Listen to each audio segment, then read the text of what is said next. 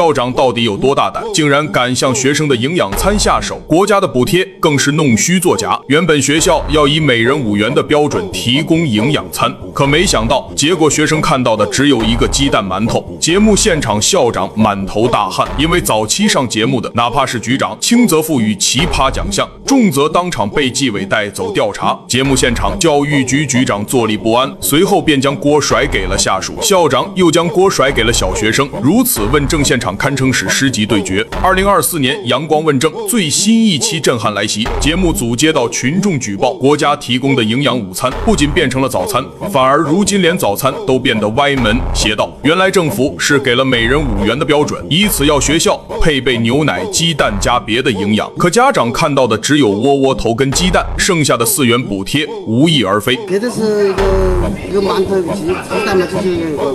试问哪个家长不想给孩子吃点营养的？这也导致学校的早餐无人问津。可等记者前往学校询问调查，发现学校不仅自营食堂，更为夸张的是，整个学校1025人，可实际登记营养午餐人数1人不多，1人不少。由此说明，全校所有学生都享用了5元的补助。记者把实际情况告诉家长，家长直接口冒。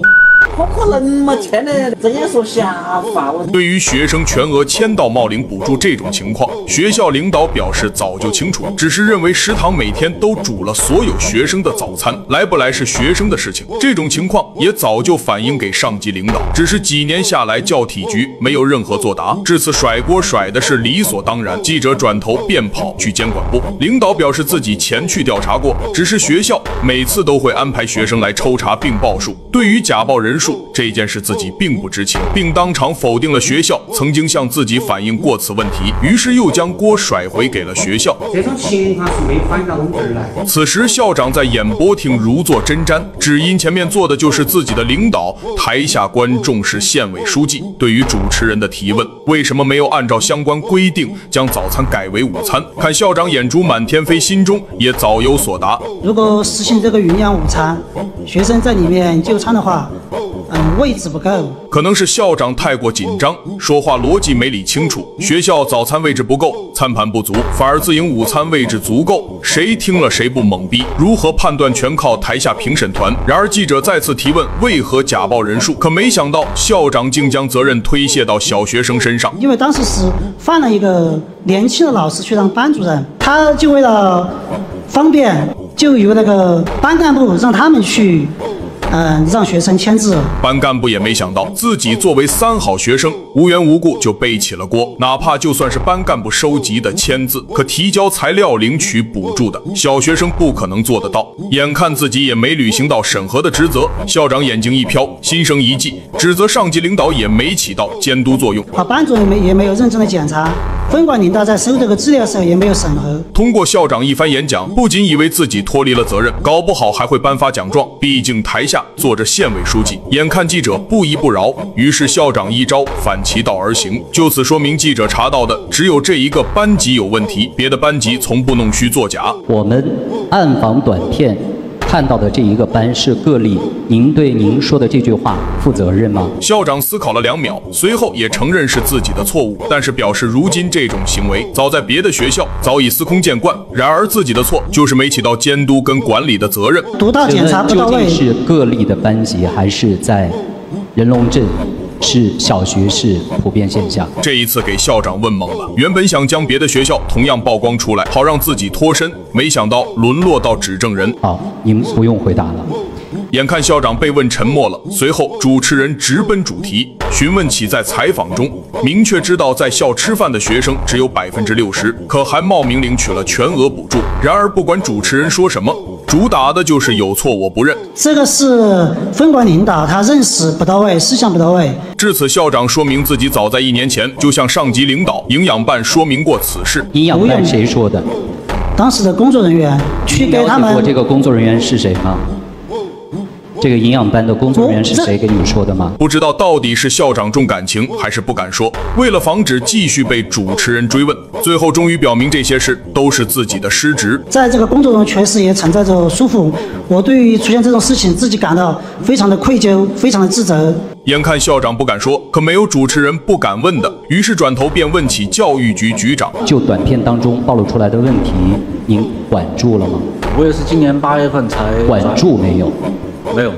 教育局局长为何不敢作答？只因学校营养餐被弄虚作假，甚至面对记者调查，学校更是直言跟上级领导汇报过，只是教育局不管不问。可没想到，记者这个老六全程拍了下来，直接在演播厅给局长现场开大。关于学校虚报人数的问题，反映给了教育局的相关部门，请问到底你们了不了解情况？而局长就此表明，在记者来采访后才全面了解，但在之前从未收到任何告知。这时的校长坐不住了，没想到自己会跟领导坐在一起，如今还要面对面指责对方，无奈只能转移目标。他是给教育局营养办的具体分管人员说的。什么时候？至此，校长答非所问，主持人一连3问，既不敢说是近期，又不敢说是以前汇报的，只因局长就在眼前。于是校长打起马虎，声称汇报的时间地点自己并不知情，是学校工作人员在管理，在主持人的逼问下，只能说报道过，只是时间不确定。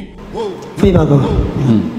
那咱们胡局长，下面的工作人员是没有向您汇报呢，还是说这个问题咱们明明知道，但是装作不了解情况呢？原来局长跟书记都是一同8月份任的职，既然是成年旧账，主持人也没必要抓住不放。于是询问起，既然学校只有60%的学生吃早餐，那剩下的30%会不会被冒领补贴？会不会被揣入私人腰包？局长却表示这种情况不会出现，只会导致食物有所损失，以及食物被侵占的行为。因为食材以及配送都是教体局统一配送，最多的也就是学校保安以及工作人员侵占了学生的餐位。对学校的保安、食堂的工人，他们一般吃加饭在一起可以吃到全校40%的就餐人数。然而40%人数相当于400人，就连主持人都瞪大了眼睛。随后局长只是否定了学校名单没有被虚报，仅凭学校的老师、保安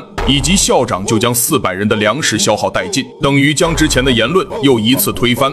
我们的相应的这个问题您觉得是不存在这个虚报冒领的可能性有这个占据的这个可能性，对吧？对，有侵占。主持人也不想纠结此等问题，于是请来县长发表意见。县长也早就有所准备，就此表示早在记者走后，立马将29所学校但凡没整改到位的全部整改到位，从之前的阳光早餐改为阳光午餐。从9月12日开始正式实行。9月12日，我们的短片是8月底拍的，也就是说，我们用了1个月不到的时间就解决好了曾经3年都没有解决好的工作，对吗？对的，如此。